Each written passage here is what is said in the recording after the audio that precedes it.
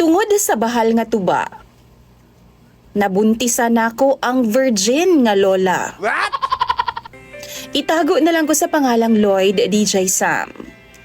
Taga Negros ko, ug nag-inusara kong anak, pero sad lang nga wa na nako sila makauban og dugay ning kalibutan.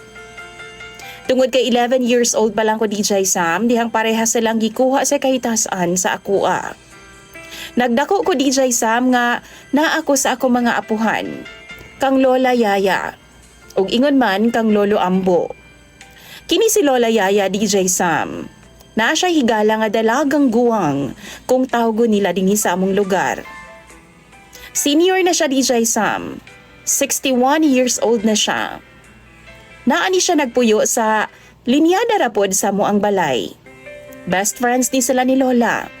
Kada okasyon, present jud na siya. Itago na lang nato siya sa pangalang Nanay Marta or Lola Marta. Sa una bata pa ko DJ Sam, di jud ko kalimot nga ginasungog-sungog pa siya sa mga tao sa amua.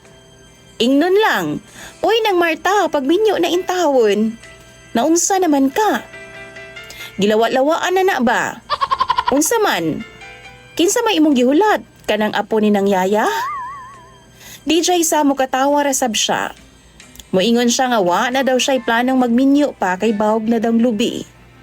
Usa pa DJ Sam, sakit ra daw sa ulo ang mga lalaki. Maayo na daw ang iyang kahimtang karon. Makakaon na daw siya katulo sa usa ka adlaw kay do naman siya'y kalubinan DJ Sam. Gipaatiman lang na niya sa usa ka pamilya ug ginahatagan rasab siya og galing tingkopras na. Arang-arang gud ang kahimtang ni nang Marta DJ Sam. Maambunan pamanggani mi kay daghan man siyag abot. Unya siya ray isa. Dili lang kuprasan ang iyahang pangita DJ Sam, kundi naa pa siya'y tubaan, kamutihan ug maisan. Dawat limpyo na lang siya DJ Sam.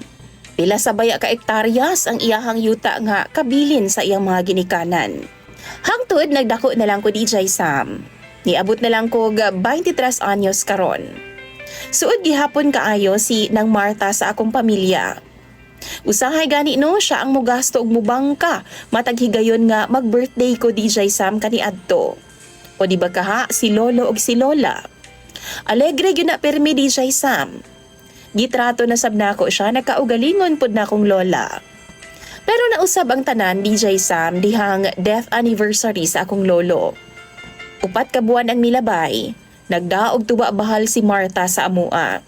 Gituyo gyud niya nga dili daw ibaligya ang gikanaog nga tuba sa iyang manananggot. Kay aron among kalingawan og inom lagyan ng pagkagabii. Tuod man, nag-inom ni DJ Sam hangtod 9:30 na sa gabii. Unya ni aksyon ako kahubog DJ Sam. Bahal baya nya dili pod ko ana kaanad. Si Lola Marta hubog na pod og naglain na daw ang iyang tiyan. Mautong nananghid siya DJ Sam sa amua nga mag-CR daw siya kadali sa likod. Unya, kay mga 30 minuto siguro, wa man gyud siya nakabalik DJ Sam.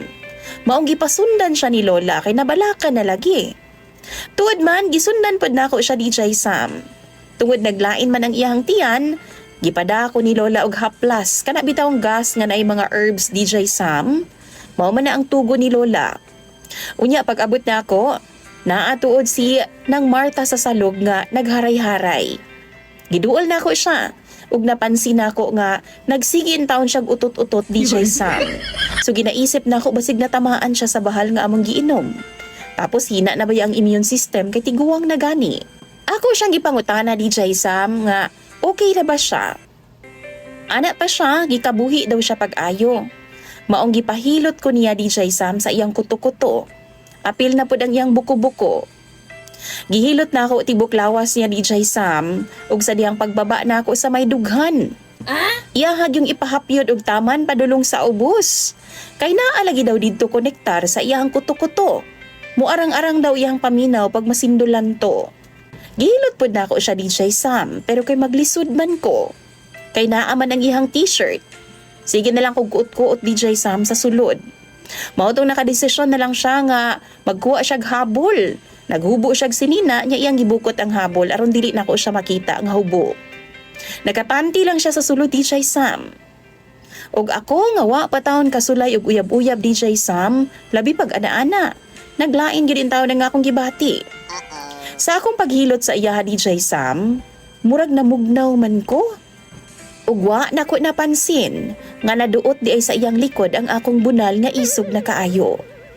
Iyahaman ka ng gihikap DJ Sam, ana pa siya unsa man ang nanusok sa akong likod kasamok ba. Pagunit niya DJ Sam hingsamot ginin taon og wild ang ako ang bunal. Tapos giingnan pagyud ko niya DJ Sam. Nagahian di ka sa kuha dong? Wa nagidin taon ko kapugong DJ Sam. Bisag na uwaw ko gamay, ako gid siyang nabirahan. Bisan dili gid ta angay. Tuod man wa pud siya miangal DJ Sam. Pero pag humana mo, nag-wild. Sugo kayo siya kay wa daw ko'y respeto niya. Pero atong time nga gibuhat na mo to, nibalos biya siya DJ Sam. Miungol pa man gani. First time daw to niya. First time pud nako. Sakit daw kaayo DJ Sam. Bastos daw ko nga pagkabata. Giingnan ko niya DJ Sam nga tungod kay first time niya, nagdugo lagi daw. Pero wa man ko'y nakita DJ Sam nga dugo.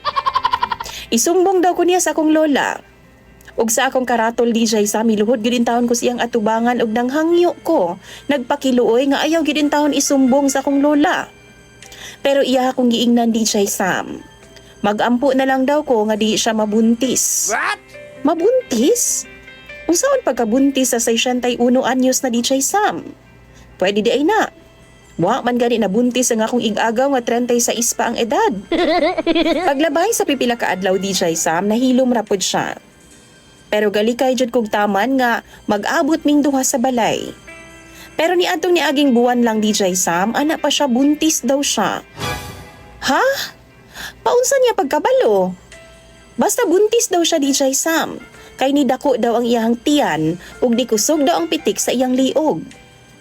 Manghilutay daw ang iyang mama kaniadto DJ Sam mong kay baw gi daw siya ug gasuka-suka po daw siya.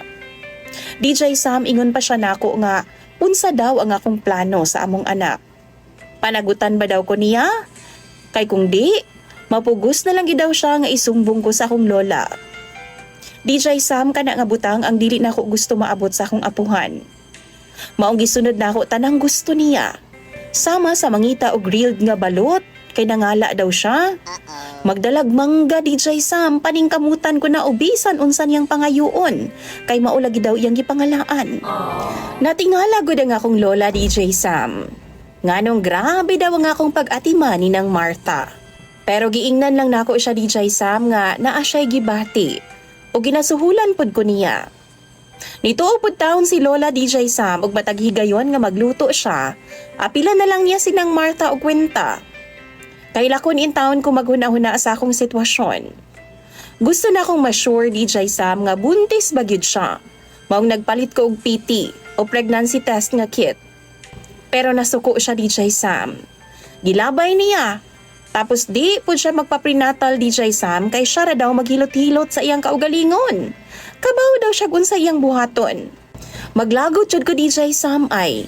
Kay magpasug-usug o dayon siya tapos magpaluod-luod. Gamiton dayon na niya iyahang buntis card.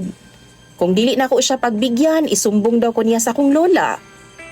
DJ Sam nalibog na gyud ko ani niya. Tiguang naman unta, pero mabuntis pa di ay DJ Sam. Pwede di ay na. Anak pa siya mag 5 months na daw ang iyang tiyan. Tanaw na ako murag nagdako gid bitaw ang iyang tiyan DJ Sam. Tapos gadaster-daster pa gyud siya. Kaisa ana DJ Sam no? Gipangutana ko niya kung gusto ba daw ko muhikap sa amo ang anak. Hilasan ko DJ Sam, maong nibalibad ko. Ingon pa siya ni aksyon na daw og gimok. Sayang daw kung dili daw nako ma-enjoy kana nga moment DJ Sam. Duda pa gid daw siya DJ Sam nga kambal daw ang among anak. Kay daghan lagi daw manglihok. DJ Sam galibog na gid in taon ko. Gaguol nga nabalaka. Unsaon ko mani? Buntis ba gyud na si Lola Martha paminaw ninyo? Unsaon ako pagsulti sa akong tinuod nga lola? Di pud ko gusto nga makalat ang balita DJ Sam kay lain kay paminawon nga nipatol kog tiguang og best friend pa jud sa akong lola. Kaisa ra man unta tuba? Nakainom pa jud kog tuba. Tambagi daw ko ninyo be mga viewers ni DJ Sam. Unsay angay na kong buhaton. Palihog